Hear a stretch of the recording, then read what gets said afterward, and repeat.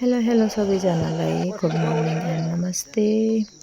आज चाहिँ पर्न गएको जेठे पुण्यको हामी चाहिँ माइततिर कुल पूजा गर्न चाहिँ जाँदै हुनुहुन्छ मम्मीहरू, सँगसँगै म पनि छु।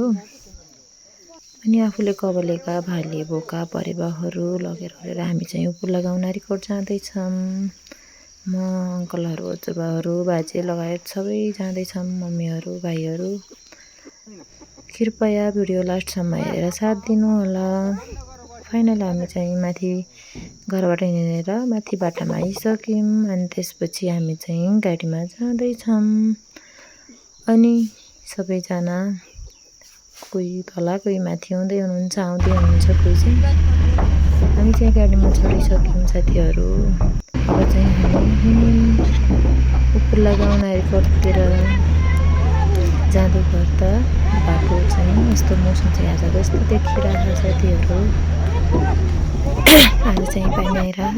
अब आज त जेठे पुण्य तथा अब धान दिवस हामी दही चिउरा खान दिनुपर्ने हो।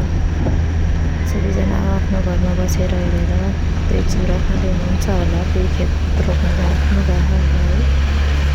हामी चाहिँ बेलुका पुगिसक्यौँ।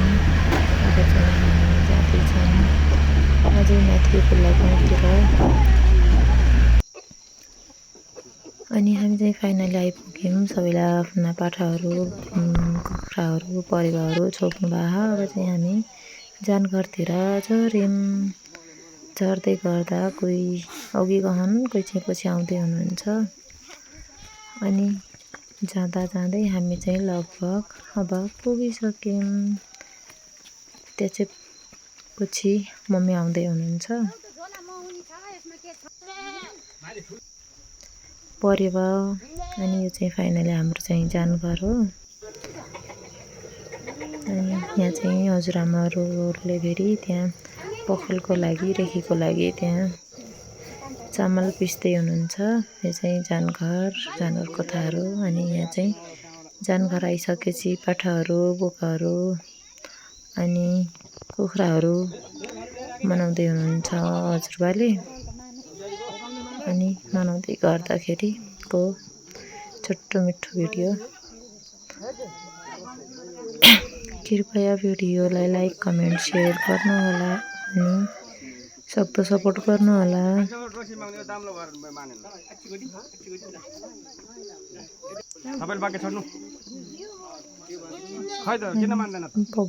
बोका पाठा मनाउँदाखेरि मनाउँदै गर्दा बोका पाठा लगभग मानिसकेका छन्। अब चाहिँ माथि सबैजना लागिसक्नु भएछ। फाइनली सबै मनाइसकेपछि सबैजना माथि जानुभयो। अब चाहिँ माथि गएर उठेर गौरा पूजा गर्नुहुन्छ। अनि पूजा गर्न चाहिँ हामी चाहिँ जान नमिल्ने रहेछ त्यहाँ।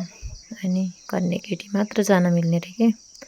अनि पूजा गर्दा गर्दै त्यहाँनिर प्रसादहरू खाने गर्ने। अनि त्यसपछि सकिसकेछ। ल हस्, थ्याङ्क यू, धन्यवाद लास्टसम्म हेरेकोमा।